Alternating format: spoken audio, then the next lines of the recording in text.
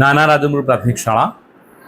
હકીકત મગની એવી છે કે શનિવારના રોજ સંચાલક શ્રીએ મગ પલાળેલા હતા.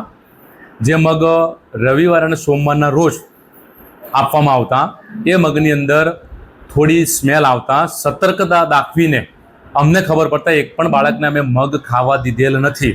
જે અમારી સતર્કતા તેમજ ચાખણા પત્રકના આધારે જે તે શિક્ષકના વારા મુજબ જે તે શિક્ષકે મને જાણ કરતા તરત જ મેં એક પણ બાળકને મગ આપવા દીધેલ નથી અને તાત્કાલિક બટાકા પૌવાનો નાસ્તો બનાવીને બાળકોને પીરસેલ છે.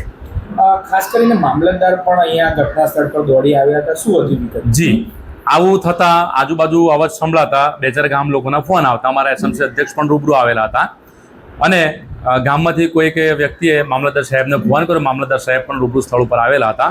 એમની હાજરીમાં જ અમે બટાકા પૌવા બનાવેલા હતા. શું નોટિસ આપવામાં આવી છે મામલતદાર સાહેબ? મામલતદાર સાહેબ અત્યારે રૂબરૂ આવવા માટે નીકળ્યા છે. એમણે કારણદર્શક નોટિસ સંચાલક શ્રીને આપી છે એવું મને જાણવા મળેલ છે. શું નામ સર આપનું? મારું નામ છે મહેન્દ્ર પટેલ.